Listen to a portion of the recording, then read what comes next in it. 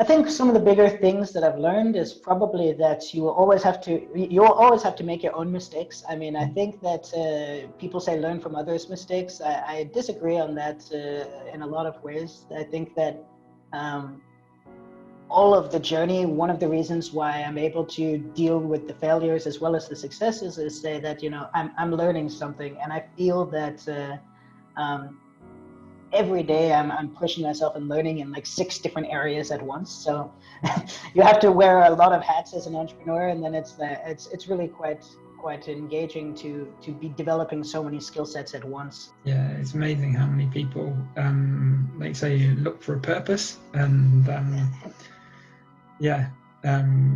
like you say, a sort of guiding star or meaning is so important. Yeah, it helps a lot, I think.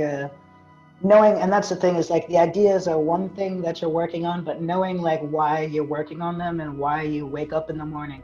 I think one of the big pieces of advice is that uh, you should there's 2 parts. You should take notes. If you started a company once, take notes on exactly what you're doing. Just check boxes of, okay, I did this, I did this, I did this, and it will it will become invaluable when you move on to your next company, which will probably happen if it's your first one.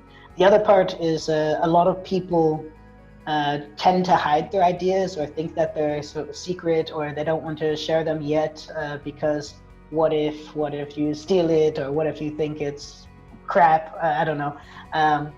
And I think that one of the things that really helped to me get my first company off the ground and accelerate the growth of the second one was sharing my ideas so many times. I think it's super important to try to be objective and share your ideas and get critical feedback of them as early as you can.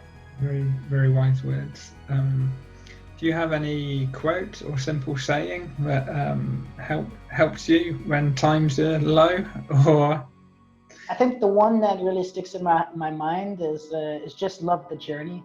So it's simple, and it just kind of hits me sometimes, where it's just like, there's all this kind of craziness that's going to be happening, and as long as you're sort of loving the journey, or you're just kind of enjoying the ride, roller coasters are stressful too, but people go and pay money to do them, right? So I think it's kind of just one of these things where you look back on it and you say, I'm enjoying what I'm doing, even though it's maybe a hard day, or there's a lot on my plate and stuff that I need to stress about. At the same time, I think I'm on the right path, and I enjoy working on what I'm working on. As long as you're doing that, I think you're gonna be okay when it comes to being an entrepreneur. I also like to say your startups live and die on motivation. So as long as you are motivated to work on it, then your startup can never die.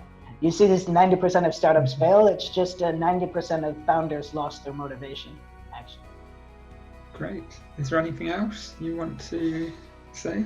Not for right now. Just want to say thank you for hosting this. It's nice to share a few words, and I think it's great to work on these sustainable projects. I know you're doing some stuff of your own as well, so I think it's great when I see other entrepreneurs doing something in the with their talents to make the world a better place. So thank you.